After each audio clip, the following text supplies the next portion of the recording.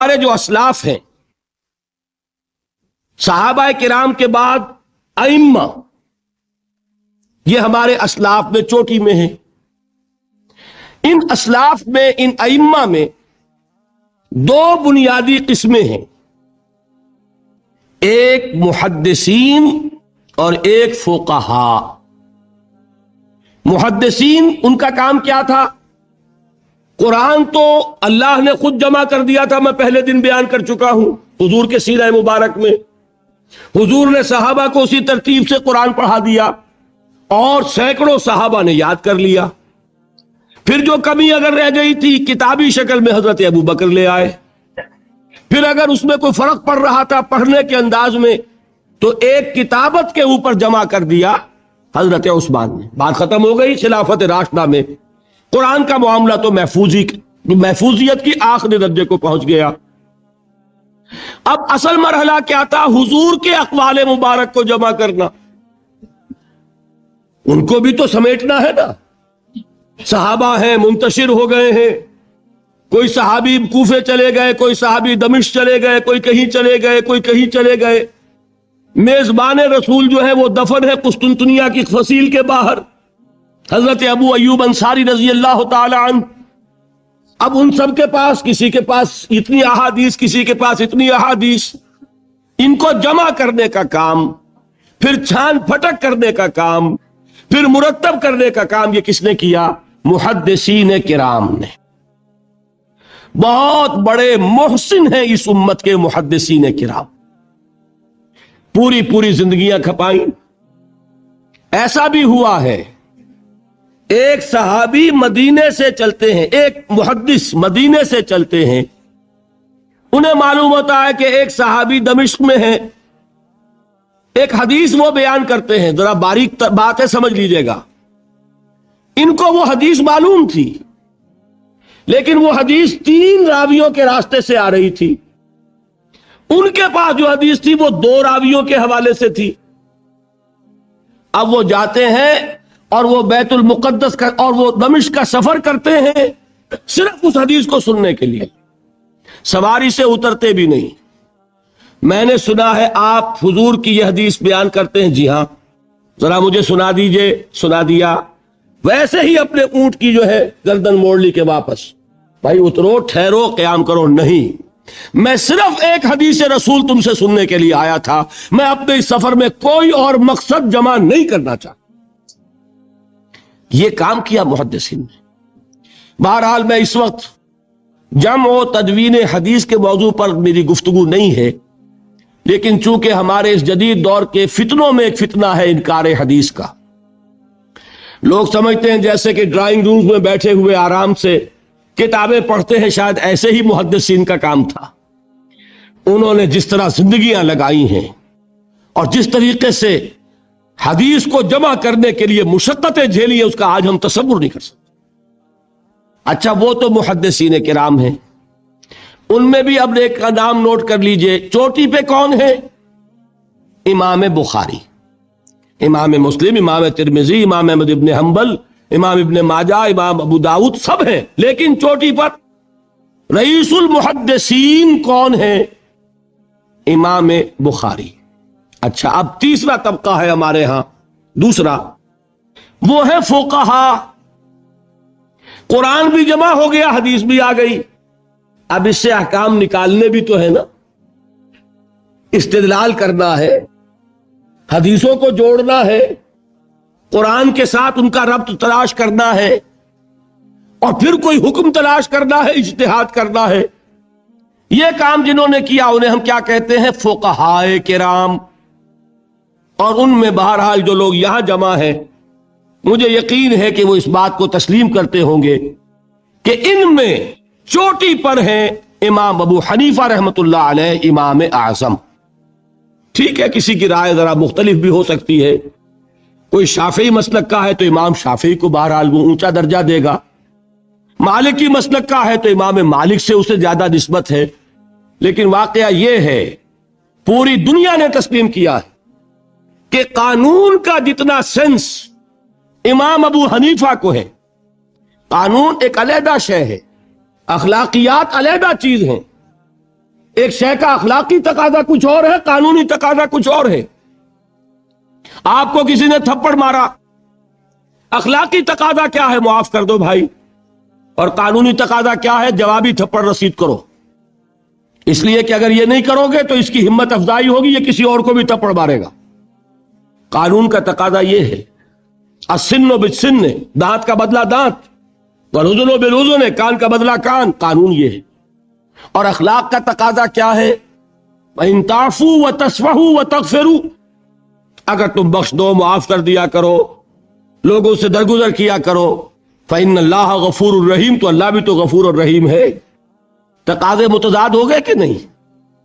کسی معاملے کے اخلاقی پہلو کو پر نظر رکھنا یہ اور مزاج ہوگا، اور کسی معاملے کے قانونی پہلو کی گہرائی میں اترنا یہ اور مزاج ہے۔ میں اپنا احساس عرض کر رہا ہوں، اور دنیا میں جو بات مانی گئی ہے کہ جس کا نام لیگل سینس ہے، قانون کا ایک فہم، اس میں دنیا کا کوئی شخص مقابلہ نہیں کر سکتا امام ابو حنیفہ کا۔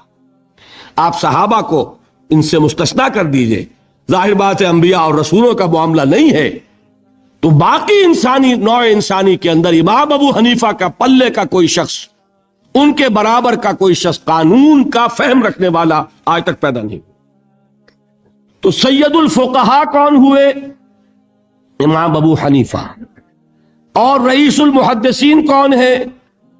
امام بخاری۔ یہ ساری جو میں نے اس وقت آپ کو تمہید بیان کی، وہ اس مسئلے کے لیے پریشان کن مسئلہ یہ ہے کہ امام ابو حنیفہ کی طرف یہ بات منسوب ہے کہ وہ یہ فرماتے ہیں الایمان قول،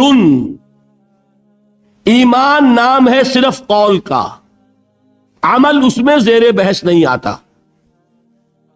ولا یزید ولا ینقص، وہ ایمان نہ گھٹتا ہے نہ بڑھتا ہے۔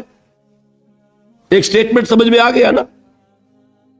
اب دوسرا سٹیٹمنٹ سنیے، وہ ہے امام بخاری کا، رئیس المحدثین کا، الایمان قول وعمل، ایمان نام ہے قول اور عمل کے مجموعے کا، قول اور عمل دونوں چیزیں ایمان میں شامل، وَيَزِيدُ وَيَنْقُصُ، وہ گھٹتا بھی ہے بڑھتا بھی ہے۔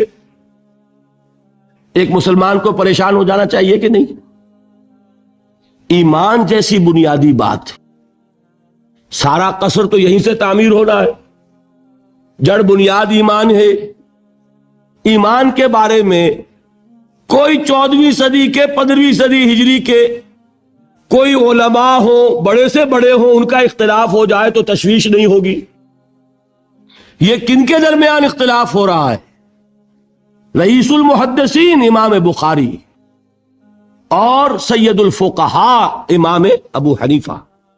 اور کتنا بنیادی اختلاف، بظاہر متضاد باتیں، بظاہر کہہ رہا ہوں میں نے کہا تھا مجھے پہلے آپ کو پریشان کرنا ہے، پھر تاکہ آپ کی سمجھ میں بات آئے یہ پریشانی رفع کیسے ہوتی، اسی سے علم میں اضافہ ہوتا ہے۔ بات جو ہے وہ گہرائی کے ساتھ سمجھ میں آتی ہے کہ مسئلہ پہلے سامنے ہو، مسئلے کی اہمیت سامنے نہیں ہوگی تو آپ توجہ اتنی نہیں کریں گے۔ تو دیکھیے تضاد کتنا ہے، بعد المشرقین جسے کہتے ہیں ہم اپنے محاورے میں، کہ ایک مشرق کی بات ہے تو دوسری مغرب کی ہے۔ الایمان قول، نہیں، الایمان قول وعمل، تضاد ہے نا۔ لا یزید ولا ینقص، نہیں، یزید وینقص۔ تو یہ تو معلوم ہوتا ہے کہ بہت زبردست اختلاف ہے جو حل نہیں ہو سکے گا۔ اللہ تعالیٰ کا شکر ادا کرتا ہوں، اس نے اس کا حل سمجھایا۔ اور کیسا سمجھایا؟ میں پورے انشراح صدر کے ساتھ کہہ رہا ہوں، اس میں کوئی تصنع نہیں، کوئی تکلف نہیں۔ میرے نزدیک دونوں باتیں 100% درست ہیں۔ یہ نہیں کہ 50% یہ درست 50% وہ درست، نہیں، یہ بھی 100% درست، یہ بھی 100% درست۔ فرق کیا ہے؟ محل مختلف ہے۔ امام ابو حنیفہ قانونی ایمان کی بات کر رہے ہیں اور امام بخاری حقیقی ایمان کی بات کر رہے ہیں۔ قانونی ایمان کے اعتبار سے 100% درست ہے یہ بات کہ وہ صرف قول ہے، عمل نہیں، زیر بحث آئے گا۔ ایک شخص نماز نہیں پڑھتا کافر نہیں ہے، نماز کا منکر ہو جائے کافر، زکات نہیں دیتا فاسق ہے فاجر ہے، کافر نہیں ہے، زکات کہہ دے کہ ہے ہی نہیں دین میں، کافر۔ فرشتہ کس نے دیکھا کیا پتا کیسا ہوتا ہے؟ حضور نے بھی اصل فرشتہ اپنی اصل ملک کی شکل میں صرف 2 دفعہ دیکھا ہے، ورنہ تو انسانی شکل میں آتا تھا یا نظر ہی نہیں آتا تھا۔ 2 باتیں تھیں، وہی ہو جاتی تھی، نظر کوئی نہیں آتا تھا، یا انسانی شکل میں نظر آیا۔ اصل ملک کی شکل میں حضرت جبرائیل کو 2 مرتبہ دیکھا۔ وَلَقَدْ رَآهُ بِالْأُفُقِ الْمُبِينِ وَلَقَدْ رَآهُ نَزْلَةً أُخْرَى عِنْدَ سِدْرَةِ الْمُنْتَهَى، ایک مرتبہ افق مبین پر دیکھا، ایک مرتبہ سدرۃ المنتہا کے پاس جبرائیل اپنی اصل شکل میں ظاہر ہوئی۔ اب ظاہر بات ہے ہم نے تو نہیں دیکھا نا، لیکن ہم مانتے ہیں جبرائیل کو، مانتے ہیں فرشتوں کو، نہیں مانیں گے کافر ہو جائیں گے۔ تو معلوم ہوا کہ قانونی ایمان جس پر دار و مدار ہے کفر اور اسلام کا، اس کا کل دار و مدار صرف قول پر ہے، ماننے پر ہے، اقرار باللسان پر ہے۔ یہ بات آپ نے سنی ہوگی، امام ابو حنیفہ کا قول ہے 100% درست، کہ گناہ کبیرہ سے بھی انسان کافر نہیں ہوتا۔ کبیرہ گناہ ہے، شراب پی ہے، کافر نہیں ہے، حد لگا دو۔ حضرت عمر نے اپنے بیٹے پر حد جاری کی، ایک مرتبہ مصر میں حد جاری ہو چکی تھی، لیکن حضرت عمر کو احساس ہوا کہ وہاں شاید رعایت کی گئی ہوگی خلیفہ کے بیٹے پر حد جاری کرنے میں، لہذا پھر بلایا اپنے پاس اور دوبارہ حد جاری کی۔ حد جاری کرو لیکن کافر نہیں ہوگا۔ اگر کسی سے زنا ہو گیا ہے، میں آپ کو واقعہ سنا چکا، غامدی خاتون، حد جاری ہو جائے گی، لیکن یہ کہ اس کو کافر نہیں کہہ سکتے۔ کافر کیا کہیں گے؟ میں تو سنا چکا آپ کو کہ ذرا کسی نے کہہ دیا بے حیا عورت تھی تو حضور نے کیسی ڈانٹ پلائی ہے، کتنا اس کا رتبہ بیان کیا ہے۔ اس نے تو وہ توبہ کی ہے کہ مگر مدینے کی پوری آبادی پر اس کو تقسیم کر دیا جائے تو سب کی نجات کے لیے کافی ہو جائے۔ معلوم ہوا تکفیر اور ہے اور کسی کا فاسق و فاجر ہونا اور ہے۔ اس میں حد فاصل انسان کا اقرار ہے۔ البتہ حقیقی ایمان، اب یہاں زمین و آسمان کا فرق آ جائے گا۔ ایمان دل میں اتر جائے تو کون نہیں جانتا کہ دل میں جو بات اتر جائے وہ عمل پر ضرور اثر انداز ہوتی ہے۔ یہ بات سیدھی سی ہے، دل میں یقین ہو عمل اس کے مطابق ہوگا۔ 2 اور 2 4 کی طرح مثالیں دے دوں آپ کو۔ آپ کو یقین ہے آگ جلاتی ہے، آپ ہاتھ ڈالتے ہیں اس میں، کیوں؟ یقین ہے کہ جلاتی ہے، لہذا کوئی شخص ہاتھ نہیں ڈالے گا۔ غلطی سے پڑ جائے تو پڑ جائے، جان بوجھ کے کون ڈالے گا؟ اچھا، میں بلکہ یہاں تک کہا کرتا ہوں کہ یقین تو بڑی دور کی شے ہے، گمان بھی ہو، گمان، اس کا نتیجہ بھی عمل میں نکل آتا۔ کون شخص نہیں جانتا کہ سارے سانپ زہریلے نہیں ہوتے؟ معلوم ہے نا، لیکن جو سانپ ہے پتہ نہیں کمبخت یہ زہریلا ہے کہ نہیں؟ یقین نہیں ہے کہ یہ زہریلا ہے، ہو سکتا ہے کہ زہریلا ہو، صرف زن ہے نا، آپ قریب پھٹکتے ہو اس کے۔ معلوم ہوا کہ یقین تو بڑی شے ہے۔ وہ تو میں نے اقبال کے آپ کو شعر سنایا بارہا، یقین پیدا کرے ناداں یقین سے ہاتھ آتی ہے، وہ درویشی کے جس کے سامنے جھکتی ہے فغفوری۔ یہ اولیاء اللہ کون تھے؟ صاحب یقین ہی تو تھے، اور کون تھے؟ جن کے سامنے بادشاہ جھکتے تھے۔ شیخ عبد القدوس گنگوہی رحمت اللہ علیہ کس زمانے میں تھے؟ یہ ابراہیم لودھی اور اکبر کا زمانہ، بابر کا زمانہ، جب جنگ ہوئی ان کے مابین۔ ابراہیم لودھی چل کر آیا ہے کہ بابر آ گیا ہے، میں جا رہا ہوں مقابلے کے لیے، پانی پت کی پہلی جنگ ہونے والی ہے، میرے لیے دعا کر دیجئے۔ فرماتے ہیں ذرا ہٹ جاؤ، ہماری دھوپ چھوڑ دو۔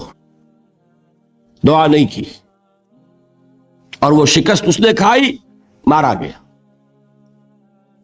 ان سے بھی پہلے کی بات ہے، نظام الدین اولیاء رحمت اللہ علیہ 7 بادشاہوں کا زمانہ دیکھا ہے، کسی بادشاہ سے ملنے کا تو خیر سوال ہی نہیں، اس کے پاس جانے کا سوال نہیں، کسی کو اجازت نہیں دی حاضر ہونے کی۔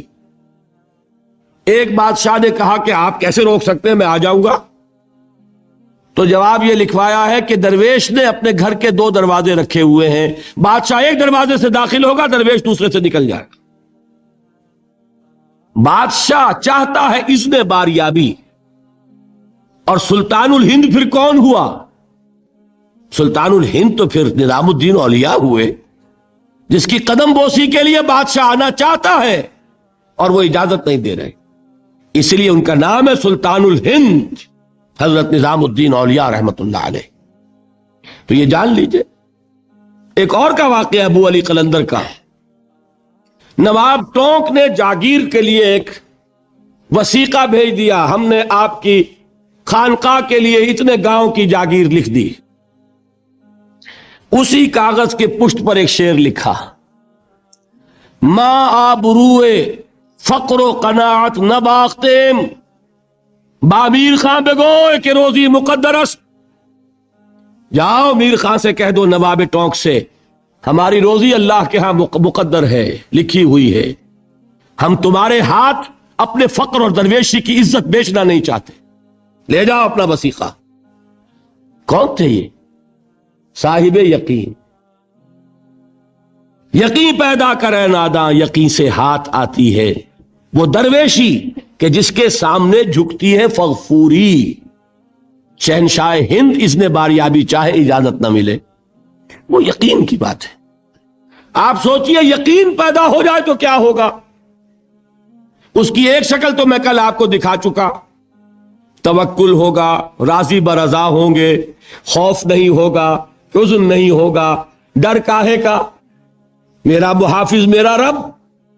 اچھا اس نے ہی کوئی چیز میرے لیے لکھ دی ہے تو کون محافظ ہو سکتا ہے؟ اور اللہ سے بچانے والا کوئی ہے؟ اور ہم اللہ کی طرف سے مقرر کردہ کسی چیز سے بھاگیں گے کیا؟ وہ تو ہمارا محبوب ہے، محبوب کی رضا اسی میں ہے، حاضر ہیں ہم۔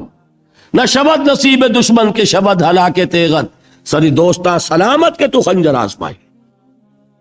بتائیے کوئی خوف ہوگا، کوئی حزن ہوگا؟ الا ان اولیاء اللہ لا خوف علیہم ولا هم یحزنون۔ یہ ہے معاملہ ایک۔ دوسرا معاملہ یہ، کیا دل میں یہ یقین ہو کہ اللہ ہے اور مجھے دیکھ رہا ہے اور مجھے اس کے حضور میں حاضر ہونا ہے، پھر بھی آپ شراب پی سکیں گے؟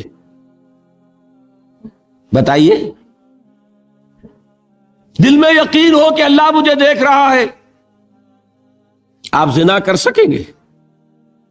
چوری کر سکیں گے؟ یہ یقین زائل ہوگا کسی وجہ سے، اس یقین پر غفلت کے کوئی پردے پڑ جائیں گے تو گناہ ہو سکتا ہے، یقین موجود ہو تو گناہ نہیں ہو سکتا۔ منطقی بات ہے کہ نہیں؟ میں مثال سے اور سمجھا دوں، اگر چوراہے پر کانسٹیبل کھڑا ہے، آپ نے دیکھ لیا، ساتھ ہی آپ نے دیکھا ایک کونے میں موٹر سائیکل لے کر تیار سارجنٹ بھی کھڑا ہے، آپ کی گاڑی صحیح جگہ کے رک جائے گی نا،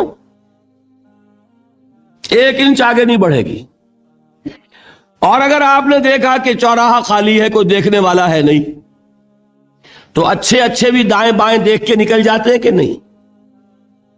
صحیح بات کیجئے۔ آدمی اپنے آپ کو دھوکہ دیتا ہے، بھائی یہ سارے ٹریفک رولز بچاؤ کے لیے ہے نا، تو دور دور تک کوئی ٹریفک نہیں ہے، خامخواہ کھڑا رہوں میں یہاں کائے کے لیے؟ لیکن دور دور تک کوئی ٹریفک نہ ہو لیکن سارجنٹ کھڑا ہو، پھر آپ پابندی کریں گے کہ نہیں؟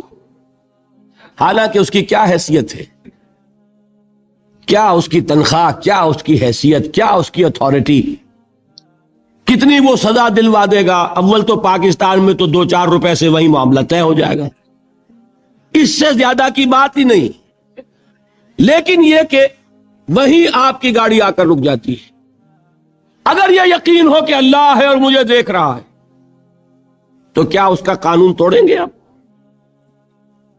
یقین والے ایمان کے ساتھ معصیت جمع نہیں ہو سکتی. قانونی ایمان کے ساتھ معصیت کے ڈھیر لگ سکتے ہیں، جیسے کہ ہمارے ہاں ہے لما تقولون ما لا تفعلون کبر مقتا عند اللہ ان تقولوا ما لا تفعلون. اے ایمان کے دعوے دارو، کیوں کہتے ہو جو کرتے نہیں ہو؟ اللہ کے غضب کو بھڑکانے والی ہے یہ بات کہ تم کہو جو کہ کرتے نہیں. ہماری امت کی اکثریت کا حال یہی ہے کہ نہیں؟ یہ کیا بات ہے کہ قانونی ایمان ہے، اس کے ساتھ معصیت کے انبار ہو. حقیقی ایمان ہو تو معصیت کا وجود ہو نہیں سکتا. اب اس پر حدیثیں سن لیجئے. نبی اکرم صلی اللہ علیہ وسلم نے ایک مرتبہ 3 دفعہ قسم کھائی، واللہ لا یؤمنو، واللہ لا یؤمنو، واللہ لا یؤمنو. خدا کی قسم وہ شخص مومن نہیں، خدا کی قسم وہ شخص مومن نہیں، خدا کی قسم وہ شخص مومن نہیں. واقعہ یہ ہے کہ ہم تصور نہیں کر سکتے کہ صحابہ کیسے لرز گئے ہوں گے، کانپ اٹھے ہوں گے. کون وہ بدبخت ہے، کون وہ شقی ہے جس کے بارے میں اللہ کے رسول 3 دفعہ قسم کھا کر فرما رہے ہیں کہ وہ صاحب ایمان نہیں. قیل من یا رسول اللہ، کسی نے ڈرتے ڈرتے پوچھا ہوگا اے اللہ کے رسول کس کے بارے میں ارشاد فرما رہے ہیں؟ اب جواب سنیے، الذی لا یامن جارہ بوائقہ،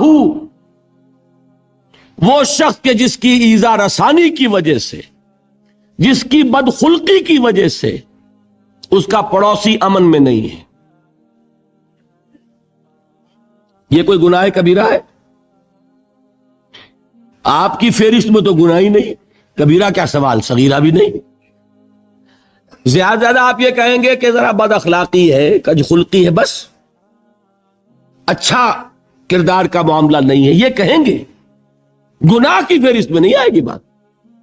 کبیرہ بہت بڑی شے ہے، لیکن اس پر اللہ کے رسول نے 3 دفعہ قسم کھائی، ایمان نہیں ہے، ہرگز نہیں ہے، خدا کی قسم نہیں. اب بتائیے ایمان اور عمل علیحدہ ہو جائیں گے کیا؟ یہ ہے مسئلہ جو امام بخاری کے سر پہ ہے. اور سنیے، فرمایا حضرت انس ابن مالک نے، یہ روایت جو میں نے آپ کو ابھی سنائی ہے یہ کوئی ایسی ویسی روایت نہیں ہے، متفق علیہ ہے، بخاری اور مسلم دونوں میں موجود. اس سے اونچا درجہ روایت کا ہے ہی نہیں. راوی کون؟ ابو ہریرہ رضی اللہ تعالی. ان کی والدہ لے کر حاضر ہو گئیں، یہ بچہ حضور آپ کی خدمت میں رہے گا، آپ کی خدمت کرے گا، آپ کے پاس رہے گا. ٹھیک ہے. وہ حضور کے خادم خاص ہیں، جیسے ذاتی کوئی ہوتا ہے معاملات میں مدد کرنے والا، خدمت کرنے والا، وہ ہیں انس ابن مالک. چونکہ ان کا تعارف ہو گیا ہے رضی اللہ تعالیٰ عنہ، تو ایک بات پہلے اور سنا دوں. جو بچہ اپنے اس بچپن سے لے کر 9 برس کی عمر تھی جب آئے حضور کے پاس، انتقال کے وقت عمر کتنی ہوگی؟ 19 برس. 10 برس حضور کی خدمت میں رہے. پہلے تو حضور کے اخلاق کی جو گواہی وہ دے رہا ہے وہ اس کی زبان سے سنیے کہ میں 10 برس حضور کی خدمت میں رہا، کسی بات پر ڈانٹنا تو کجا. حضور نے کبھی مجھ سے یہ بھی نہیں فرمایا کہ اے انس تم نے وہ کام کیوں نہیں کیا. یہ ہے ایک آقا کی حیثیت سے محمد الرسول اللہ صلی اللہ علیہ وسلم کا اخلاق. اگر نہیں کیا خود کر لیا، کوئی ڈانٹ ڈپٹ نہیں. حالانکہ بچے ہیں، بچوں کو ویسے بھی ڈانٹ ڈپٹ دیا جاتا ہے، لیکن نہیں. اب ان صحابی کی ایک گواہی سنیے. قلما خطبنا رسول اللہ صلی اللہ علیہ وسلم الا قال، فرماتے ہیں کہ شاذ ہی کبھی ایسا ہوا ہوگا کہ حضور نے کبھی خطبہ ارشاد فرمایا ہو اور اس میں یہ الفاظ نہ ہو. الفاظ سمجھ رہے؟ جب بھی خطبہ دیتے تھے آپ یہ الفاظ ضرور فرماتے تھے. شاذ کبھی رہ جائے تو رہ جائے. قلما خطبنا رسول اللہ صلی اللہ علیہ وسلم الا قال، کیا فرمایا؟ لا ایمان لمن لا امانت لہ ولا دین لمن لا عہد لہ. جس شخص میں امانت داری نہیں اس کا کوئی ایمان نہیں، جس میں ایفائے عہد نہیں اس کا کوئی دین نہیں. بنا پھرتا ہو وہ دیندار، بنا پھرتا ہو وہ صاحب ایمان اور امتی حضور کا، امانت داری نہیں تو ایمان نہیں، ایفائے عہد نہیں تو دین. کس کا فرمان ہے؟ کسی آج کے زمانے کے مفتی کی بات نہ سمجھ لیجئے گا کہ جس کو آسانی سے آپ چاہیں تو رد کر دیں. یہ محمد الرسول اللہ صلی اللہ علیہ وسلم کا فرمان. اور سنیے پھر ایک متفق علیہ روایت بخاری اور مسلم کی، راوی پھر کون ہے؟ ابو ہریرہ رضی اللہ تعالی عنہ فرماتے حضور نے ارشاد فرمایا لا یزنی الزانی حین یزنی وہو مومن ولا یسرق السارق حین یسرق وہو مومن ولا یشرب الخمر حین یشرب وہو مومن. کوئی زانی حالت ایمان میں زنا نہیں کرتا. کیسے ممکن ہے؟ ایمان ہو زنا ہو جائے، پھر وہ ایمان دھیلے کا ہوا. کیا قدر و قیمت اس ایمان کی؟ وہ تو اٹھا کر پھینک دینے کی چیز ہے. ایمان اور اخلاق پہ اثر انداز نہ ہو، ایمان اور کردار کو نہ بدلے، ایمان اور عمل کو نہ بدلے تو کس مرض کی دوا؟ پھینکو اٹھا کر. نہیں ممکن کہ ایمان ہو اور زنا ہو، نہیں ممکن کہ ایمان ہو اور چوری ہو. لا یسرق السارق حین یسرق وہو مومن.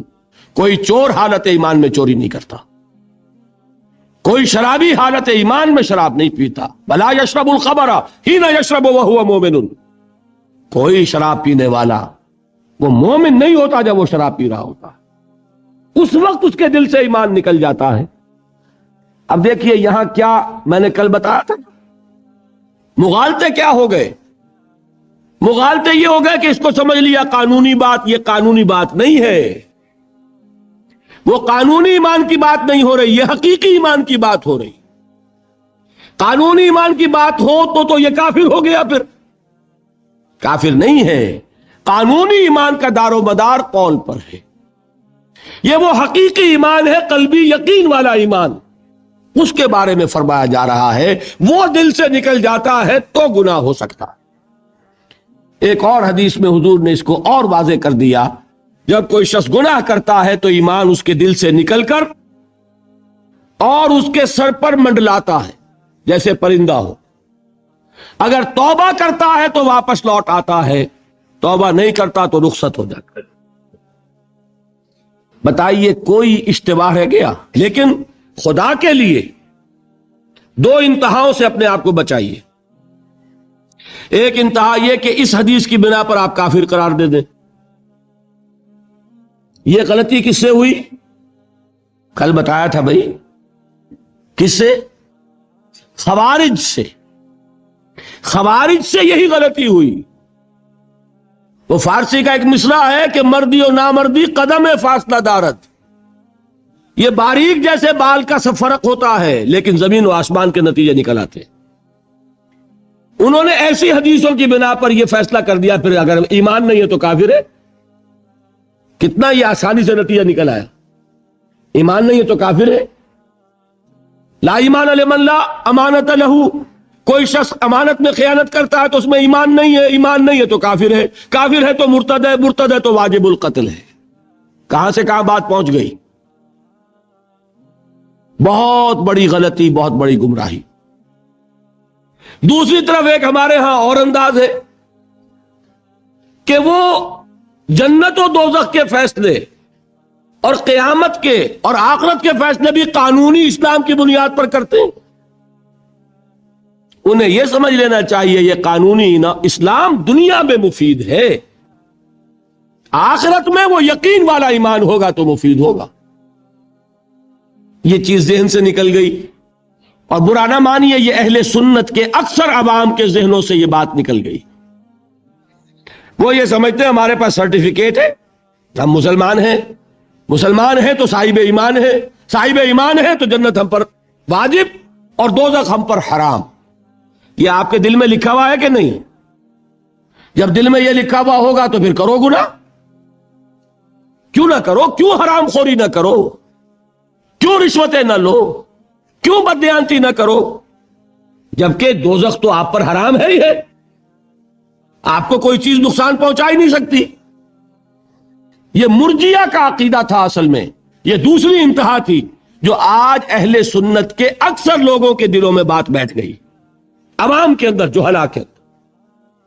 ان دونوں چیزوں سے بچیے۔ تیسری ایک غلطی کی اہل تشیع نے، انہوں نے کیا غلطی کی؟ ایمان اور اسلام کے فیصلے دنیا میں کرنے لگ گئے۔ فلاں مومن تھے، باقی سب مسلم ہی تھے، اور باقی سب منافق ہی تھے۔ یہ فیصلہ کرنے کا کسی کو اختیار نہیں۔ دنیا میں فیصلہ صرف یہ ہوگا کہ کافر تھا یا مسلمان، چھٹی۔ تیسری کیٹیگری آپ طے نہیں کر سکتے، اس لیے کہ قانونی اصطلاحات یہی دو ہیں۔ سمجھ لیجئے ان باتوں کو، مجھے کوئی دھواں دھار تقریر نہیں کرنی، بات سمجھانی ہے۔ دیکھیے، قانونی سطح پر انسانوں کی تقسیمیں ہوں گی صرف دو، یا مسلم یا غیر مسلم، یہ ہے قانونی تقسیم۔ اب جو مسلم ہے وہ مومن بھی ہو سکتا ہے، وہ منافق بھی ہو سکتا ہے، بات سمجھ رہے؟ لیکن منافق کوئی قانونی اینٹی نہیں ہے۔ دنیا میں ہم کسی کو منافق نہیں کہہ سکتے۔ ہاں، حضور کہہ سکتے تھے، حضور کو اللہ نے علم دیا تھا، لیکن حضور نے بھی ایسی پہرے داری کی ہے کہ کسی ایک شخص کے بارے میں بھی نہیں فرمایا کہ یہ منافق ہے۔ یہاں تک کہ جس کے بارے میں علم نشرہ ہو چکا تھا، عبداللہ ابن ابی، اس کی بھی نماز جنازہ پڑھا دی کہ نہیں پڑھا دی؟ نماز جنازہ کافر کی پڑھی جاتی ہے یا مسلمان کی؟ اس کا مطلب ہے عبداللہ ابن ابی کو بھی حضور نے آخری وقت تک مسلمان تسلیم کیا۔ منافق جو بھی ہے وہ اپنے اندر ہے، اللہ کے ہاں جا کر کھلے گا۔ فار آل لیگل پرپسز اے منافق از اے مسلم۔ بات سمجھ میں آئی؟ اس لیے کہ لیگل اینٹیٹیز دو ہی ہے، کافر اور مسلم۔ تیسری اینٹیٹی کوئی لیگل نہیں ہے، تیسری کوئی حیثیت قانونی نہیں ہے۔ اب ایک جو مسلم ہے وہ مومن بھی ہو سکتا ہے، منافق بھی ہو سکتا ہے۔ اس کا فیصلہ کہاں ہوگا؟ اللہ کے ہاں۔ ویسے حقیقت نفاق پر مجھے تفصیلی گفتگو کرنی ہے، میں اس کے مسائل اور وہاں اس وقت واضح کروں گا۔ اس وقت ایک بات اور نوٹ کر لیں۔ دیکھیے، اب یہ جن لوگوں نے کچھ الجبرا پڑھا، جیومیٹری پڑھی، تھوڑی سی بھی ان کی سمجھ میں بات آئے گی۔ کچھ گراف بنایا کرتے تھے، زیرو درمیان میں، اور رائٹ سائڈ پہ +1 +2 +3 +4، اور لیفٹ پر -1 -2 -3 -4، درمیان میں کیا ہے؟ زیرو۔ یہ تیسری شکل بھی ممکن ہے۔ +1 کیا ہے؟ ایمان کا پہلا درجہ۔ +2 کیا ہے؟ ایمان کا دوسرا درجہ۔ +3 کیا ہوگا؟ ایمان کا اور درجہ۔ اور ابو بکر کا مقام کیا ہوگا؟ +انفینٹی، انتہائی درجے میں وہ پلس ہوتا چلا جائے گا، تو وہ ابو بکر کا ایمان ہوگا۔ ٹھیک ہے؟ اور -1 نفاق کا پہلا درجہ، -2 -3 اور انفینٹی عبداللہ ابن ابی رئیس المنافقین۔ سمجھ میں آ گیا؟ درمیان میں زیرو بھی تو ہے کہ نہیں؟ یہ تیسری شکل ممکن ہے۔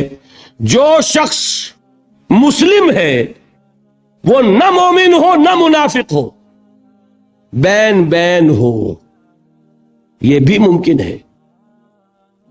اوپر سے مسلم، اندر ایمان، مسلم بھی ہو گیا، مومن بھی ہو گیا۔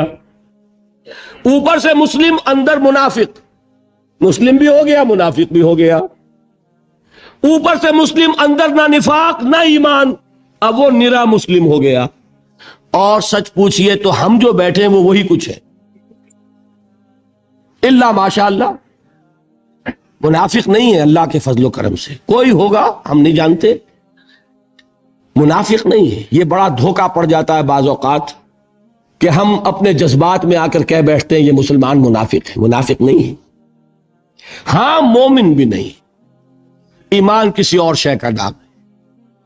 ایمان ہوتا ہے تو سورج کے مانند دمکتا ہے، ایمان ہوتا ہے عمل جو ہے اس کا نکھرتا ہے، ایمان ہوتا ہے تو توکل، راضی برضائے رب، اطاعت رب، اتباع رسول، نیکی بھلائی اخلاق، یہ ہے ایمان۔ تو ہمارا کیا حال ہے اکثر و بیشتر؟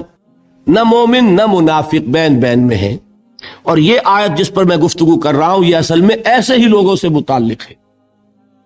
قالت الاعراب آمنا قل لم تؤمنوا، پلس کا انکار ہو گیا نا، ایمان تو نہیں ہے تمہارے اندر، ولیکن قولوا اسلمنا، درمیان میں آ گئے، ولما يدخل الایمان فی قلوبکم، مزید تاکید ہو گئی ایمان تمہارے دلوں میں داخل نہیں ہوا۔ لیکن اب آگے چلیے، وَإِن تُطِيعُوا اللَّهَ وَرَسُولَهُ لَا يَلِدْكُم مِّنْ أَعْمَالِكُمْ شَيْئًا، اگر تم اللہ اور اس کے رسول کی اطاعت کرتے رہو گے اللہ تمہارے عمل میں کوئی کمی نہیں کرے گا۔ اس سے ثابت ہو گیا منافق بھی نہیں، اس لیے کہ منافق کا کوئی عمل قبول نہیں، منافق تو وہ مائنس ویلیو ہے، اس کے ساتھ کوئی نیکی قبول ہو نہیں سکتی۔ کیا عبداللہ ابن ابی کی نمازیں قبول ہوئی؟ اگرچہ وہ نماز حضور کی امامت میں ادا کی جا رہی ہے، لیکن کیا اس کی نماز قبول ہو سکتی تھی؟ وہ آپ کو یاد ہوگا واقعہ، جب مرا ہے وہ شخص رئیس المنافقین عبداللہ ابن ابی، اس کے بیٹے ہیں عبداللہ ابن ابی، وہ مومن صادق، نوجوان نہایت صالح۔ اب ایک سعادت مند بیٹے کو تو باپ سے محبت ہوگی کہ نہیں ہوگی؟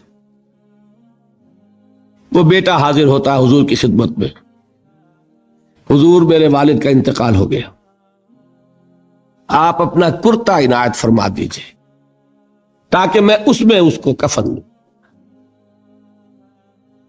حضور نے سوچا اور کرتا اتار کے دے دیا۔ حضرت عمر کھڑے ہو گئے، وہ تو تھے نا، ان کا جلال اور ضبط نہیں کر سکتے تھے، ان کا وہ انداز تھا جو حضرت موسیٰ کا تھا۔ حضرت خضر کو 3 دفعہ ٹوکا کہ نہیں، یہ کیا کیا تم نے؟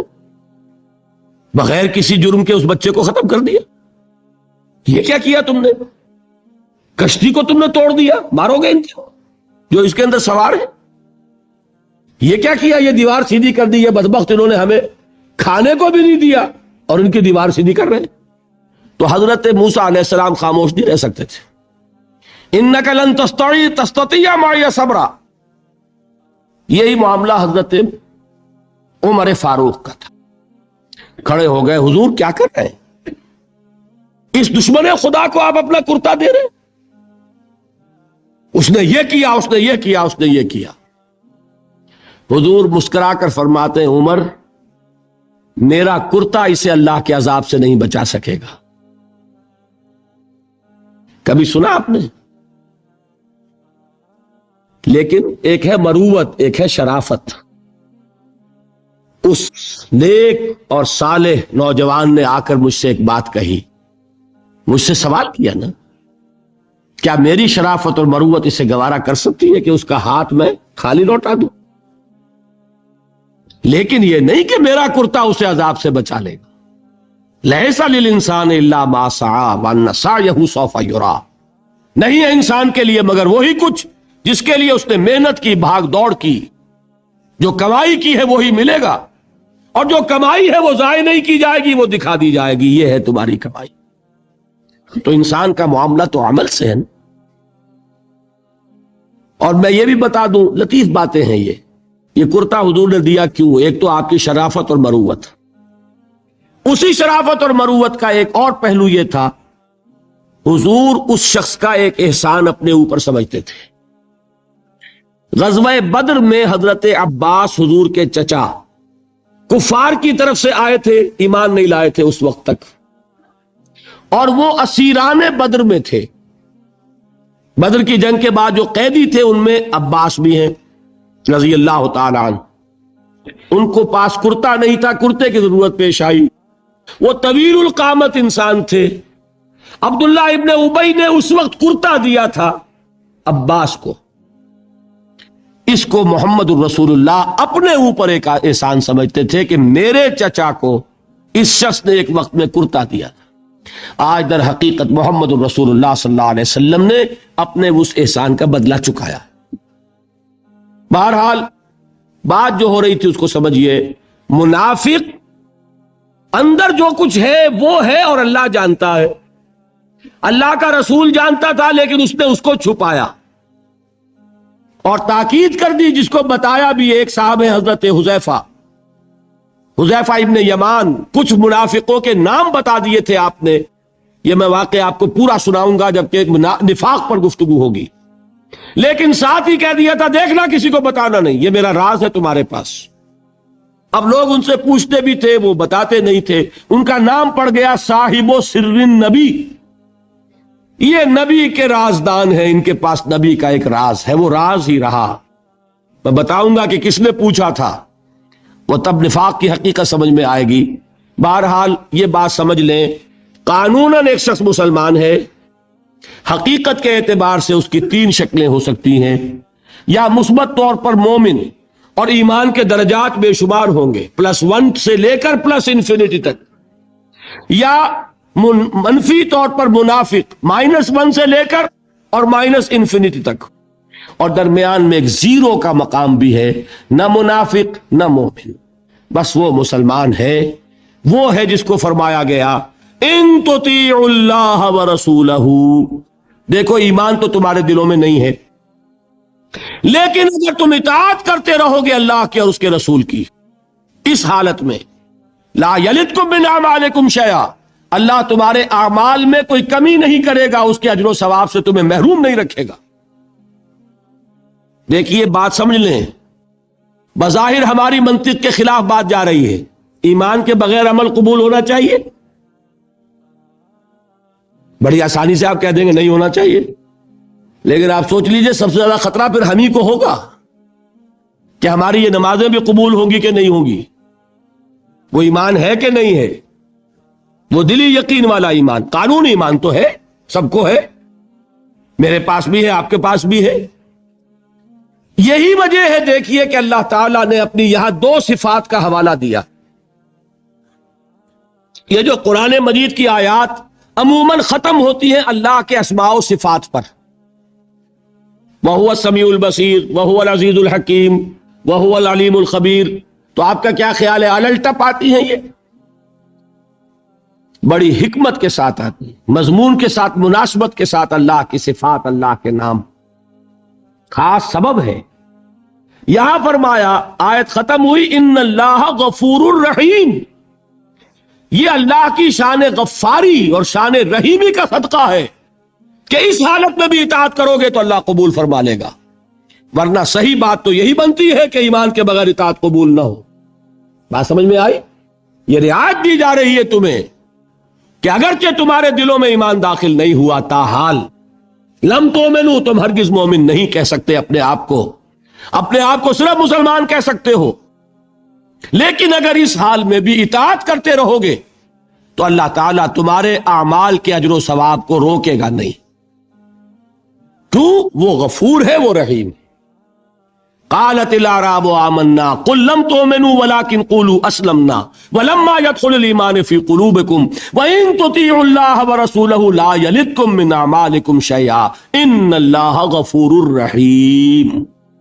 منطقی بات یہ بنتی جب تک مثبت طور پر ایمان دل میں نہ ہو کوئی عمل قبول نہ ہو، لیکن اللہ غفور ہے، اللہ رحیم ہے، اس کی شان غفاری کا صدقہ ہے، اس کی شان رحیمی کے طفیل یہ رعایت کی جا رہی ہے۔ اس حال میں بھی اطاعت کرتے رہو گے تو اللہ تعالیٰ تمہارے اجر و ثواب کو ضائع نہیں کرے گا۔ اب ذرا ایک بات اس میں سمجھ لیجئے، وہ کون لوگ تھے جن کے بارے میں یہ بات کہی گئی؟ نمبر 1، اور ہم اپنے اوپر غور کریں کہ ہم کس کیٹیگری میں ہیں، اور یہ کتنی بڑی نوید جافزہ ہے ہمارے لیے اللہ کا یہ وعدہ کہ اگر ایمان نہ ہو تب بھی اطاعت کرو گے تو قبول کر لیں گے، لیکن اس کے لیے ایک نوٹ آف کوشن بھی ہے، ایک تنبیہ بھی ہے۔ یہ 4 باتیں سمجھ لیں تب اس آیت کا درس مکمل ہوگا۔ نمبر 1، یہ کون لوگ تھے؟ دیکھیے اچھی طرح سمجھیے اس بات کو. مکے میں اسلام کمزور تھا، کفر غالب تھا، ٹھیک. جو کلمہ شہادت پڑھتا تھا اسے مار پڑنی شروع ہو جاتی تھی، ٹھیک ہے. لہذا وہی شخص زبان پر کلمہ لاتا تھا جس کے دل میں یقین کامل پیدا ہو چکا ہوتا تھا. مار کھانے کو تو وہی تیار ہوگا نا. آگ پر لٹایا جا رہا ہے، گلیوں میں گھسیٹا جا رہا ہے، تپتی ہوئی اور نوکیلی چٹانوں والی سنگلاخ گلیوں میں، تو کون جرات کرے گا اشہد ان لا الہ الا اللہ واشہد ان محمد رسول اللہ کہنے کی، سوائے اس کے جس کے دل میں یقین کامل درجے کا پیدا ہو چکا ہو، جسے جہنم دکھائی دے رہی ہو. آپ شاید حیران ہوں کہ یہ کیا بات کہہ دی. ایک صحابی کا واقعہ ہے یہ. صبح کے وقت حضور کا معمول تھا یہ کہ صبح جب فجر کے بعد فوراً نہیں منتشر ہو جاتے تھے، گفتگو ہوتی تھی. کسی نے خواب دیکھا ہوتا تھا تو خواب بیان کرتا تھا، حضور تعبیر بیان فرماتے تھے. حضور نے ایک صحابی سے ایسے سوال کر لیا، کیف اصبحت، کیسے صبح کی، کس حال میں صبح ہوئی آج؟ اب انہوں نے جو جواب دیا وہ بڑا غیر معمولی تھا. اصبحت مومنا حقا یا رسول اللہ، اے اللہ کے رسول سچے مومن کی صبح مجھے نصیب ہوئی. غیر معمولی جواب تھا نا، بڑا دعویٰ تھا اس میں. اصبحت مومنا حقا.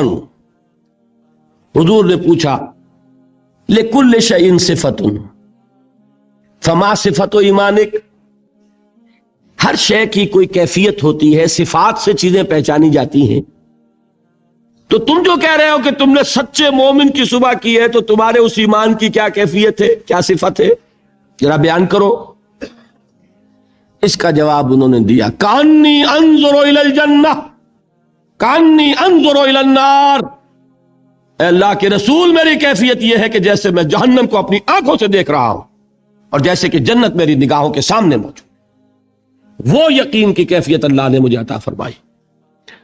تو یہ بھی ہو سکتا ہے. اور حضور نے فرمایا، حدیث جبرائیل میں ہے، حضرت جبرائیل نے 3 سوال کیے تھے، اخبرنی عن الاسلام، اخبرنی عن الایمان، اخبرنی عن الاحسان. احسان کی کیا تعریف کی آپ نے؟ ان تعبد اللہ کانک تراہ فإن لم تکن تراہ فإنہ یراک. احسان جو دین کا سب سے اونچا درجہ ہے وہ کیا ہے کہ تم اللہ کی بندگی اس طرح کرو جیسے کہ اسے دیکھ رہے. اللہ تعالیٰ یقین کی یہ کیفیت ہمیں عطا فرمائے.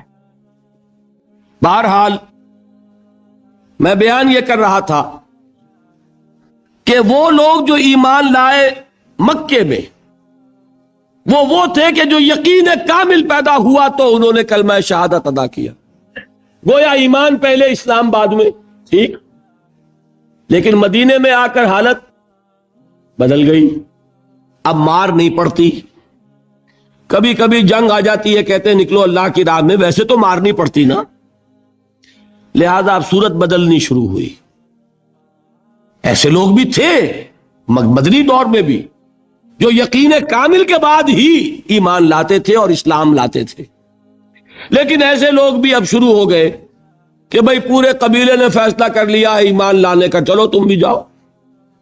اب پورا قبیلہ لا رہا ایمان، تو کٹنا تو نہیں سکتے. چلو بھائی، چل کے حضور کے ہاتھ پر بیعت کی، اسلام لے آئے. لیکن کوئی دھوکہ دینے کا ارادہ بھی نہیں ہے، سمجھے نا. دل میں یہ نہیں ہے کہ اسلام کی کوئی جڑ کاٹنی ہے، اس طرح کوئی سازش ہے، کوئی دھوکہ ہے، کوئی فریب ہے، یہ نہیں. لیکن مثبت طور پر وہ یقین والی بات بھی ابھی پیدا نہیں ہوئی. بات سمجھ رہے ہیں؟ یہ کیفیت کب شدید ہو گئی؟ اذا جاء نصر اللہ والفتح ورأیت الناس يدخلون فی دین اللہ افواجا. جب فتح حاصل ہو گئی، اللہ کی مدد آ گئی اور فوج در فوج لوگ ایمان میں داخل ہو رہے ہیں، اس وقت جو رو چلی ہے، اس رو میں اکثر لوگ کون تھے؟ دھوکہ نہیں تھا، لہذا منافق بھی نہیں، لیکن مثبت طور پر وہ یقین والی بات بھی نہیں. وہ تھے لوگ قالت الاعراب آمنا قل لم تؤمنوا ولکن قولوا اسلموا.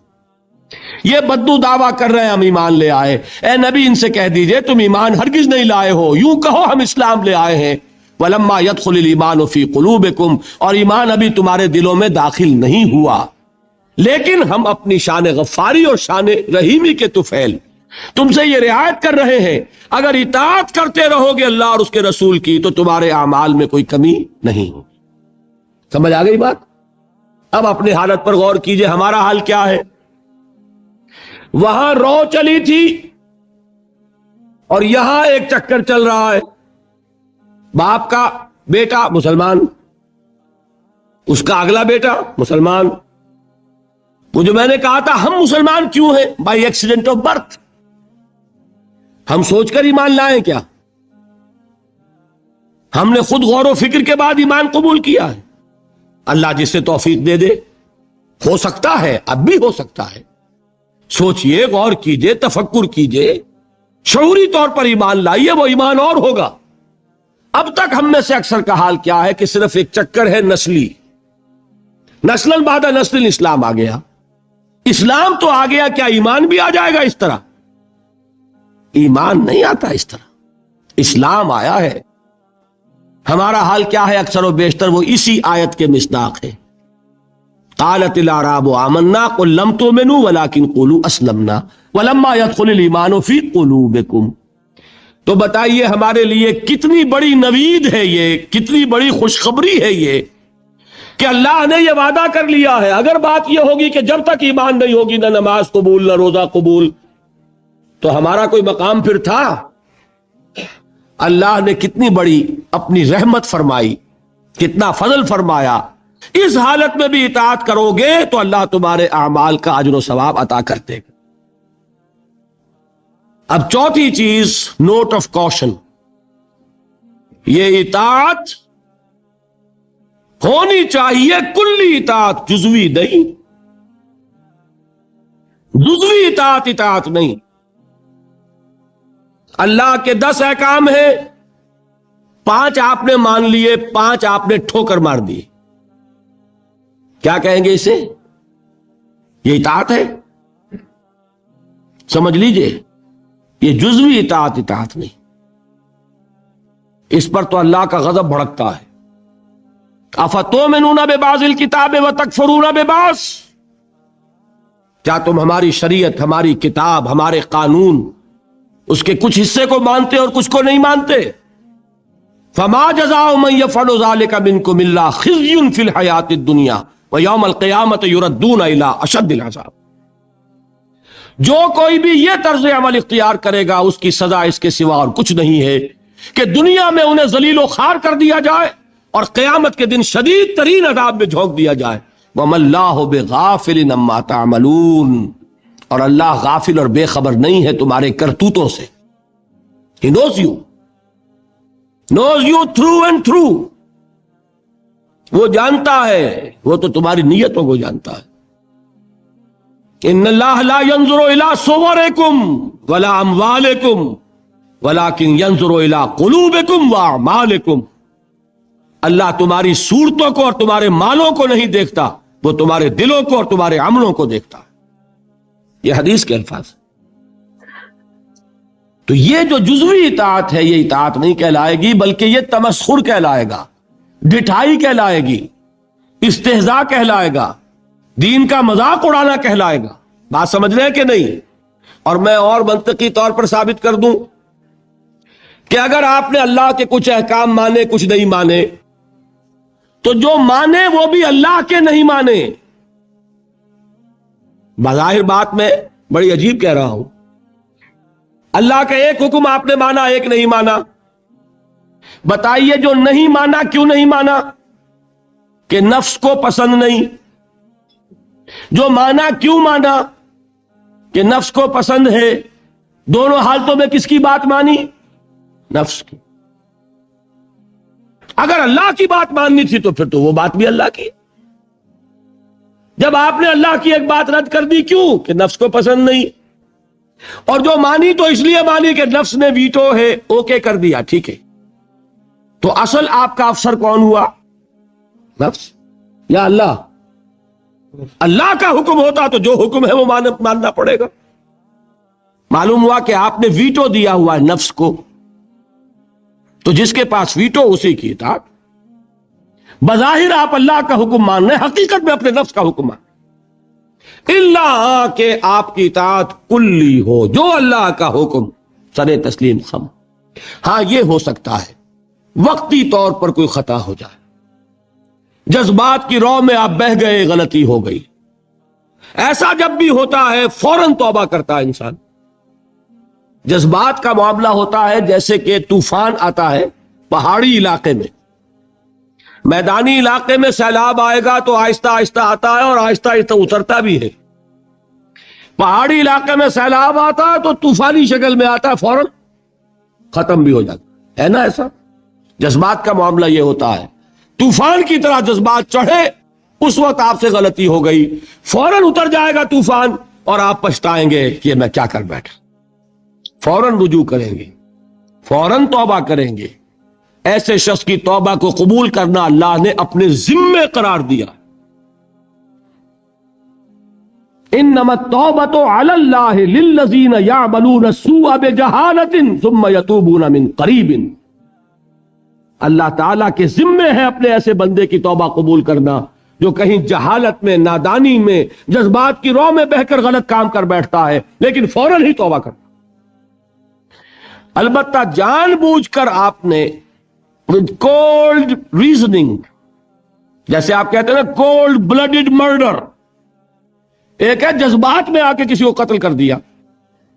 آپ کا کوئی ارادہ نہیں تھا، آپ جا رہے تھے، جاتے ہوئے آپ کا کنگا لگ گیا کسی کو، وہ اللہ کا بندہ ایسا غسیل نکلا اس نے ماں کی گالی دے دی آپ کو، آپ کا چڑھ گیا پارا اور آپ نے جو اس کے ایک رسید کیا مر گیا. تو کیا آپ کا ارادہ تھا اس کو قتل کرنے کا؟ نہیں تھا. جیسے حضرت موسیٰ نے قبطی کے ایک گھونسا مارا، فَوَقَذَهُ مُوسَىٰ فَقَضَىٰ عَلَيْهِ، وہ ایک گھونسے میں ختم ہو گیا. کیا موسیٰ کا ارادہ قتل کا تھا؟ نہیں. یہ اور 6 ہے اور ایک ہے آپ گھر سے ہی چلے ہیں، آج مجھے اس کی جان لینی ہے، پستول لے کر چلے، سنبھال کر چلے، گولیاں گن کر چلے اور تاک میں رہے کہاں موقع ملتا اور آپ نے مارا. اس کو کہتے ہیں کولڈ بلڈڈ مرڈر. اسی طریقے سے ایک گناہ وہ ہے جو سوچ سمجھ کر ہوتا ہے. وہ گناہ کون سا ہوتا ہے؟ اجی کیا کریں، کام نہیں چلتا، سودی کاروبار تو کرنا ہی ہے. یہ جذباتی بات ہے؟ نہیں، یہ آپ کی سوچی سمجھی رائے ہے. روکھی سوکھی نہیں کھانی بھائی، کھانے پراٹھے ہی ہیں، لہذا سودی کاروبار کیے بغیر چارہ نہیں. یہ تو سوچی سمجھی بات ہے بھائی. یہ ہے وہ گناہ. یہ ایک گناہ بھی آپ کی پوری نیکی کو ختم کر دے. فما جزاء من يفعل ذلك منكم الا خزي في الحياة الدنيا ويوم القيامة يردون الى اشد العذاب. اہل علم کی توجہ کے لیے عرض کر رہا ہوں، یہ مفہوم ہے اس آیت کا. بلا من کسب سیئۃ واحاطت به خطیئته فاولئک اصحاب النار هم فیہا خالدون. جان بوجھ کر بڑا گناہ مستقل طور پر اپنی زندگی میں اس کو قائم کر لینا، وہ ایک چیز بھی، ایک مچھلی سارے تالاب کو گندا کر دے گی. بات سمجھ میں آ گئی؟ 4 چیزیں بتائیں. یہ آیت کن کے بارے میں نازل ہوئی؟ وہ تھے. ہم پر 100% منطبق ہوتی ہے. اللہ کا بڑا فضل ہے کہ اس حال میں بھی اس نے اطاعت کو قبول کرنے کا وعدہ کیا، لیکن یہ اطاعت کلی ہوگی، جزوی نہیں. 4 باتیں یاد رہیں گی. اب آئیے ایک بات اور بیان کر کے آج کا بیان ختم کر دوں گا. ابھی تو وہ امام بخاری اور امام ابو حنیفہ رحمہم اللہ کی بات کا ایک حصہ مکمل ہوا نا. الایمان قول نہیں، الایمان قول و عمل. جو وہ بات کہہ رہے ہیں وہ قانونی ایمان ہے جس کی بنیاد پر اسلام یا کفر کا فیصلہ ہوگا. جو وہ بات فرما رہے ہیں وہ حقیقی ایمان ہے جس کی بنیاد پر آخرت میں فیصلے ہوں گے. یہ بھی 100% صحیح، یہ بھی 100% صحیح. دونوں چیزیں جڑ گئی کہ نہیں؟ دوسرا حصہ کیا تھا؟ امام ابو حنیفہ کیا فرماتے رحمت اللہ علیہ؟ لا یزید ولا ینقص. ایمان ایک جامد شے ہے، نہ گھٹتی ہے نہ بڑھتی ہے. امام بخاری رحمت اللہ علیہ کیا فرماتے ہیں؟ یزید و ینقص، نہیں، بڑھتی بھی ہے گھٹتی بھی ہے۔ پھر وہی بعد المشرقین، اس کا کیا ہوگا؟ How to reconcile these two statements? یہ بھی 100% درست، یہ بھی اور یہ بھی۔ دیکھیے قانونی ایمان کا حاصل کیا ہے؟ A legal status in this world, آپ کو ایک قانونی حیثیت حاصل ہوتی ہے، مسلمان کے حقوق حاصل ہو گئے، آپ اسلامی ریاست میں ووٹ کا حق رکھتے ہیں، اسلامی ریاست کے صدر بھی بن سکتے ہیں، لکھا ہوتا ہے نا کہ یہاں صدر صرف مسلمان ہو سکتا ہے، تو قانونی بات ہو گئی نا، دستوری قانونی۔ آپ مسلمان عورت سے نکاح کر سکتے ہیں، مسلمان عورت سے نکاح صرف مسلمان کا ہو سکتا ہے، مسلمان مرد نکاح کر سکتا ہے اہل کتاب خاتون سے بھی، لیکن مسلمان عورت کا نکاح ہو سکتا ہے اہل کتاب سے نہیں۔ جو قانونی بات ہے کہ نہیں؟ یہی وجہ ہے کہ ہمارے نکاح خواہ جو ہے وہ اپنی جان بچانے کے لیے کلمے پڑھوا لیتے ہیں۔ اللہ کے ہاں جا کے مجھے جواب دینا ہوگا کہ کہیں کسی غیر مسلم کا نکاح تو نہیں پڑھا دیا کسی مسلمان عورت سے؟ لو بھائی یہیں کلمے پڑھ لو، اپنے سامنے کلمے پڑھوا کے نکاح پڑھاتے ہیں۔ یہ وہ احتیاط ہے، اس لیے کرتے ہیں، اس لیے کہ یہ معاملہ قانونی ہے۔ قانونی بات ہے کہ مسلمان باپ کی وراثت صرف مسلمان بیٹے کو ملے گی، اگر بیٹا کافر ہو گیا تو وراثت نہیں ملے گی۔ یہ ساری چیزیں قانونی ہے نا۔ قانونی سٹیٹس جو ہے وہ جامد ہے، نہ گھٹتا ہے نہ بڑھتا ہے، سمجھ رہے؟ کوئی شخص زیادہ متقی ہو جائے تو زیادہ حق ہو جائے گا اس کا، کوئی کم متقی ہو، فاسق و فاجر ہو تو اس کے حقوق گھٹ جائیں گے۔ آپ یہ کہیں صاحب جو 5 نمازیں پڑھتا اس کو 5 ووٹ دینے کا حق حاصل ہے، جو 1 نماز پڑھتا وہ 1 ووٹ دے سکتا، کر سکے؟ جو تہجد پڑھے اس کے 10 ووٹ، پھر تو یہ ہونا چاہیے۔ قانونی سٹیٹس برابر ہے، جامد ہے، نہ گھٹے گا نہ بڑھے گا۔ دیکھیے میں یہاں پہ آخری بات سمجھایا کرتا ہوں، اگر بالفرض ابو بکر صدیق سید المومنین اور عبداللہ ابن ابی رئیس منافقین، ایک پلس انفینٹی ایک مائنس انفینٹی، اگر یہ ایک باپ کے بیٹے ہوتے تو وراثت میں برابر حصہ ملتا ہے یا کم و بیش؟ کم و بیش برابر۔ ہاں تکفیر ہو جائے گی تو 0 ہو جائے گا۔ جب تک اس کو آپ نے مسلمان ایکسپٹ کیا ہے اس کا حق برابر ہے، فاسق ہو، فاجر ہو، متقی ہو، پرہیزگار ہو، قانون کے درجے میں برابر ہے۔ صحیح ہے بات کہ نہیں؟ یہ بات ہے جو امام ابو حنیفہ کہہ رہے ہیں۔ اب بات کھلی وہ جو میں کہہ رہا ہوں، لیگل سینس جس سے اس کے شے کا نام ہے، اگر کوئی شے وہ ہے تو واقعہ یہ کہ اس کی معراج پر ہے امام ابو حنیفہ، چوٹی پر۔ اور مجھے ان حضرات کی بات میں کہ ماننے میں کوئی باک نہیں ہے جو امام ابو حنیفہ کو ٹھہراتے ہیں مصداق حضور کے اس قول کا صلی اللہ علیہ وسلم۔ قول کیا ہے؟ جب سورہ جمعہ کی آیت اتری کہ محمد کی بعثت ہوئی ہے 2 قسم کے لوگوں کی طرف صلی اللہ علیہ وسلم، پہلے کون؟ بعث فی الامیین، اور دوسرے کون؟ وآخرین منہم لما یلحقوا بہم، ایک امیین ایک آخرین۔ کسی نے سوال کیا حضور یہ آخرین کون ہیں جن کی طرف آپ کی بعثت ہوئی؟ بیٹھے ہوئے تھے وہاں سلمان فارسی رضی اللہ تعالی عنہ، حضور نے اشارہ کر دیا اس کی قوم۔ حکمت اگر سریا پر بھی ہوگی تو اس کی قوم کا ایک فرد لے آئے گا، ایک فرد یا کوئی فرد، دونوں ترجمے ہو سکیں گے۔ اگر حکمت، وزڈم، دانائی، تفقہ سریا پر بھی ہوگی تو اس کی قوم کا ایک شخص یا کوئی شخص لے آئے گا۔ اس کو عام طور پر جو حنفی حضرات ہیں وہ منطبق کرتے ہیں امام ابو حنیفہ پر. وہ ایرانی النسل تھے،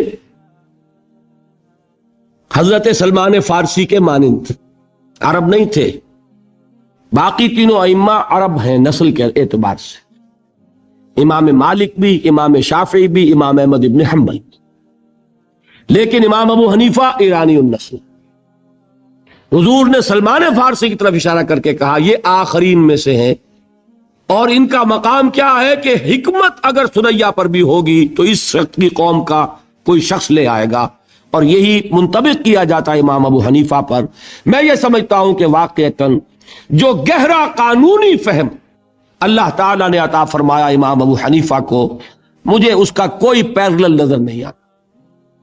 بہرحال یہ مفہوم معین ہو گیا لا یزید ولا ینقص کا. قانونی ایمان نہ گھٹتا ہے نہ بڑھتا ہے، برابر رہتا ہے، اس لیے کہ اس کے نتیجے میں قانونی سٹیٹس حاصل ہوتا ہے، لیگل سٹیٹس حاصل ہوتا ہے، قانونی حقوق حاصل ہوتے ہیں. یہ حقوق جامد ہیں، نہ گھٹیں گے نہ بڑھیں. اس کے برعکس وہ ایمان حقیقی کون شخص کہہ سکتا ہے کہ وہ گھٹتا نہیں اور بڑھتا نہیں؟ کوئی کہہ سکتا؟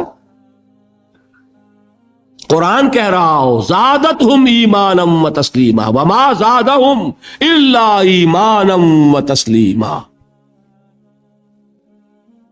لیزدادوا ایمانا مع ایمانہم، تاکہ اضافہ ہو ان کے ایمانوں میں اور ایمان کا. غزوہ احزاب میں جو لوگ ثابت قدم رہے وما زادتہم الا ایمانا و تسلیما، ان کے اس صبر نے، ثبات نے، استقلال نے ان کے ایمان اور ان کی تسلیم و رضا کی کیفیت میں اضافہ کر کے. تو ایمان کا اضافہ یہ تو قرآن سے ثابت، اور آپ کا تجربہ نہیں ہے. کسی صاحب یقین کے پاس بیٹھے اگر صحبت میں کچھ لمحے تو آپ کو اپنے اندر بھی کچھ حرارت بڑھتی نظر آئے گی کہ نہیں ایمان کی. حضور نے فرمایا کون ہے اللہ کے ولی، کون ہے دوست اللہ کے؟ اذا رؤوا ذکر اللہ، جب انہیں دیکھا جائے اللہ یاد آ جائے. ایسے لوگ ہیں، ان کی صحبت میں بیٹھیں گے دین کی طرف لگن بڑھے گی، دین کا جذبہ بڑھے گا. یہ کیا ہے؟ یہ ایمان ہے. اور آوارہ اور بدقماش اور فحش گو اور لطیفہ گو اور یاوہ گو قسم کے لوگوں کے پاس بیٹھیں گے، ایمان گھٹے گا کہ نہیں؟ سیدھی بات ہے. قرآن پڑھیں گے ایمان بڑھے گا، فحش ناول پڑھیں گے ایمان گھٹے گا. یہ ایمان تو وہ شے ہے. دیکھیے قلب کو کہتے ہی قلب اس لیے ہے، اسے کسی حالت پر قرار ہی نہیں. قلب کے کیا معنی؟ بدلنا. قلب ماہیت، کیفیت بدل گئی، انقلاب، نظام بدل جانا. یہ قلب جو ہے یہ ٹکتا ہی نہیں. اس کے لیے تو فرمایا جو ہے اقبال نے شعر کہ ثبات ایک تغیر کو ہے زمانے میں، سکون محال ہے قدرت کے کارخانے میں. یہ بات 100% درست ہے تو دل کے لیے صحیح ہے. آپ کے جسم کے ہر حصے کے لیے آرام ہے، لیکن دل کے لیے آرام، دل کے لیے آرام کا مطلب موت. چند منٹ کا آرام کرے گا تو چھٹی. آپ کا دماغ آرام کرتا ہے، آپ کے گردے آرام کرتے ہیں، آپ کا معدہ آرام کرتا ہے، ہر جسم کے عضو کے لیے آرام ہے. آپ کا دماغ آرام کرتا ہے جب تک کہ آپ خواب نہیں دیکھ رہے. جب آپ سوئے ہوئے خواب دیکھ رہے ہوں اب صرف جسم آرام کر رہا ہے، دماغ آرام نہیں کر رہا. اس نے چکی پیسنی شروع کر دی ہے اپنی، اس لیے کہ اسے جتنا آرام چاہیے تھا وہ لے چکا. اب خام خواہ آپ پڑے ہوئے، آپ پڑے رہے، وہ اپنا کام شروع کر دے گا. تو دماغ جو ہے وہ بھی آرام چاہتا ہے. آپ کے اعضاء کو، آپ کے مسلز کو، ہر شے کو آرام کی ضرورت ہے سوائے دل کے. اس لیے کہ دل کے آرام کا مطلب موت. اس کو چین نہیں، اس کو قرار نہیں. یہ گھٹے گا یا بڑھے گا، ادھر جائے گا یا ادھر جائے گا. اور جو قلبی ایمان ہے اسے کیسے قرار ہو جائے گا؟ وہ یا گھٹے گا یا بڑھے گا، ہر لحظہ یا بڑھ رہا ہے یا گھٹ رہا ہے. اسی لیے حضور نے فرمایا جس شخص کے 2 دن برابر ہو گئے وہ بڑے گھاٹے میں رہا۔ آج جتنا ایمان ہے کل بھی اتنا ہی رہا تو گھاٹا ہو گیا نا۔ اس لیے کہ یہ دن اللہ نے جو اور دیا تھا اس لیے دیا تھا کہ اور ایمان بڑھتا، نہیں بڑھا تو یہ نہیں کہیں گے کہ نفع نہیں ہوا، نہیں نقصان ہو گیا، یہ دن تو ضائع ہوا نا۔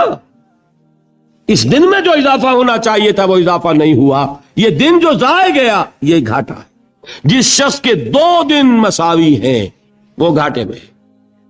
والعصر ان الانسان لفی خسر، غافل تجھے گھڑیال یہ دیتا ہے منادی، گردوں نے گھڑی عمر کی ایک اور گھٹا دی۔ تو یہ بات کہ 100% درست، یہ قول بھی کہ الایمان قول لا یزید ولا ینقص، اور یہ قول بھی کہ الایمان قول وعمل ویزید وینقص۔ یہ معاملہ قانونی ایمان کا جس کی بنیاد پر دنیا میں کسی کو مسلمان مانا جائے گا، یہ معاملہ حقیقی ایمان کا جس کی بنیاد پر وہاں فیصلے ہوں گے۔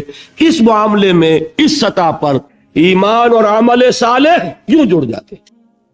یہ ایک وحدت جس کو آپ کہتے ہیں آرگینک ہول، حیاتیاتی وحدت، جس کے حصے بخرے نہیں ہو سکتے۔ ایمان اور عمل صالح یوں ہے۔ یہی وجہ ہے قرآن میں ایک جگہ مجھے بتا دیجئے کہ جہاں ایمان، مجرد ایمان کا ذکر آیا ہو، عمل صالح کا نہ ہو۔ والتین والزیتون وطور سینین وہذا البلد الامین لقد خلقنا الانسان فی احسن تقویم الا الذین آمنوا وعملوا الصالحات والعصر ان الانسان لفی خسر الا الذین آمنوا وعملوا الصالحات وتواصوا بالحق وتواصوا بالصبر۔ ایک نقطہ اور بیان کر دوں، دیکھیے یہ جو سورۃ العصر اور سورۃ التین کا تقابل میں نے کیا تھا، ایک پر انذار ایک پر تبشیر کا رنگ غالب بتایا تھا نا۔ اب یہاں یہ بات سمجھ لیجئے، تواصی بالحق بھی ایک عمل ہے۔ حق کی وصیت کرنا، دعوت دینا، تبلیغ کرنا عمل ہے کہ نہیں؟ تواصی بالصبر بھی ایک عمل ہے۔ لہذا قرآن جب کہتا ہے وَعَمِلُوا الصَّالِحَاتِ، یہ ساری چیزیں اس میں شامل ہیں۔ صرف یہ کہ سورۃ العصر میں جو اندر اس کے مضمرات تھے انہیں اور کھول کر بیان کر دیا۔ وہاں عمل کے 3 خانے ہو گئے، عمل صالح خود، تواصی بالحق اس کا ایک لازمی نتیجہ، تواصی بالصبر اس کا ایک دوسرا لازمی نتیجہ۔ سورۃ التین میں صرف عمل صالح میں یہ ساری بات آ گئی۔ باقی قرآن مجید میں ایسے ایسے مقامات ملیں گے، 3 مواقع مرتبہ عمل الصالحات ایمان کے ساتھ جوڑ جوڑ کر لایا جا رہا ہے کہ یہ دل سے بات نکال دے کہ مجرد ایمان پر نجات ہو جائے گی۔ قرآن نے کہیں وعدہ نہیں کیا۔ اور ایمان بھی، ہاں وہ نجات کہ لاکھوں برس جہنم میں جلنے کے بعد چھٹکارا مل جائے، وہ مل جائے گی۔ وہ نجات کہ جو میدان حشر ہی میں اللہ فرما دے میرا یہ بندہ، اس پر میری رحمت کا سایہ ہے، یہ جہنم کی آگ سے بچا لیا جائے گا۔ فَمَنْ زُحْزِحَ عَنِ النَّارِ وَأُدْخِلَ الْجَنَّةَ فَقَدْ فَازَ۔ وہ اس کامیابی کی بات کر رہا ہوں، اس نجات کی بات کر رہا ہوں۔ وہ نجات صرف ایمان سے نہیں ہے، وہ عمل صالح کے ساتھ ہے۔ اس کی شرط لازم ہے، لازم و ملزوم ہے، اس کو جدا نہیں کر سکتے۔ اس کے لیے میں نے آج احادیث بھی بیان کر دیں۔ میرا جی چاہتا تھا اس عمل صالح کے جو مختلف گوشے ہیں ان کی بھی تھوڑی سی سیر آج آپ کو کراؤں، لیکن میں آج اسی پر اکتفا کر رہا ہوں۔ انشاءاللہ پھر یہ سلسلہ چل رہا ہے، یہ مضامین دوبارہ بھی انشاءاللہ موقع ملے گا کہ میں جو کمی رہ رہی ہے اس کی میں تلافی کر دوں گا۔ آج آپ کے علم میں ہوگا کہ میں دبئی گیا اور وہاں سے واپس آیا، اور وہاں بھی میں نے کچھ 1.5 گھنٹے سے زائد کی تقریر کی ہے۔ آواز پر بھی اس کا اثر ہے۔ میں ذرا محتاط ہو کے چل رہا ہوں تاکہ ابھی غالباً 5 دن رہتے ہیں، اور تو اس میں ایسا نہ ہو کہ کہیں مجھے مجبور ہو کر بیچ میں بات چھوڑ دینی پڑے۔ اگر ہر موضوع میں کوئی کبھی کسر رہ جائے کوئی پرواہ نہیں، لیکن بات جو ہے تمام موضوعات کی مکمل ہو جائے، یہ میری پوری کوشش ہوگی۔ تو آپ بھی دعا کریں اللہ تعالیٰ مجھے توفیق دے۔ اور واقعہ یہ ہے، میں آپ حضرات کے سامنے اپنا یہ تاثر بیان کیے بغیر نہیں رہ سکتا۔ میرا آج یہ خیال تھا کہ حاضری کم ہوگی، اس لیے کہ دل بھر بھی جاتا ہے، سن لی باتیں بہت، बज़्म में अहले नजर भी है, तमाशाई भी। वो अहले नजर का तो मैं समझता हूं कि ज़ौक़ बढ़ेगा, तमाशाइयों का तो घटता है। आखिर बहुत सुन लिया, और क्या सुनना है। फिर यह भी ख्याल था कि कल तो जुमेरात की वो थी और जुमे की शब थी, जुमा आने वाला था, छुट्टी का दिन था। कल तो आपका वर्किंग डे है, आपको काम करना है। इसके बावजूद मैंने जो आपके ज़ौक़ व शौक़ का आलम देखा है, मैं उसे एक मुबारक फाल समझता हूं, नेक फाल है। ये अलामत है हवा के रुख की। हवा का रुख जो है वो आपको मालूम है, थोड़ी सी मिट्टी आप लेकर, रेत लेकर उसको जरा छोड़ते हैं, पता चल जाता हवा इधर चल रही है या उधर। वो मामूली जो है एक चुटकी खाक की बताती है कि हवा का रुख क्या है। ये चीज जो है ये भी हमारे लिए एक उम्मीद अफजा बात है। कोई कहानियां नहीं है, कोई किस्से नहीं है, कोई लोगों को गालियां नहीं दी जा रही, कोई फिरके वाराना बात नहीं हो रही, जमा करने की कोशिश हो रही है। इमाम अबू हनीफा, इमाम बुखारी, अगर उनकी बातों में कोई इख्तिलाफ नजर आ रहा है तो कहां जुड़ती है जाकर, यह बात बताई जा रही है। दिलचस्पी होती है इख्तिलाफी मामलात से। नूर व बशर का झगड़ा हो, वो नूर वाले भी आ जाएंगे, बशर वाले भी आ जाएंगे। जाहिर बात है कि वो तो झगड़े वाली बात है, यहां कोई बात ऐसी नहीं। अगर इसमें भी आपकी ये दिलचस्पी है तो मैं समझता हूं कि ये एक नेक फाल है, अच्छी उम्मीद अफजा सूरत है। अल्लाह ताला हमारे इस शौक और ज़ौक़ को बरकरार रखे, और अल्लाह ताला मुझे हिम्मत दिए रखे कि जिस खिदमत का इरादा लेकर यहाँ आया हूँ मैं उसे पाया तकमील तक पहुँचा सकूँ। अक़ूलु क़ौली हाज़ा वस्तग़फ़िरुल्लाह ली व लकुम व लिसाइरिल मुस्लिमीन वल मुस्लिमात। इज़हार हैदर साहब आपके यहाँ की एक जानी पहचानी शख्सियत है। पिछले 3 दिन वो आते भी रहे हैं, पहले ही रो में होते थे। इस नेशनल सेंटर से उनका, पाकिस्तान सेंटर से उनका ताल्लुक बहुत गहरा रहा है। वो कहीं आज बीमार पड़ गए हैं और गालिबन कोई हार्ट अटैक का मसला है। उनके लिए जरा आप लोग दुआ कीजिए। अल्लाहुम्मा श्फ़ि लहू वरहमहु, अल्लाहुम्मा श्फ़ि लहू वरहमहु, अल्लाहुम्मा श्फ़ि लहू वरहमहु, या शाफ़िअल अमराज़ ला शिफ़ा इल्ला शिफ़ाउक फ़श्फ़ि लहू, आमीन या रब्बल आलमीन।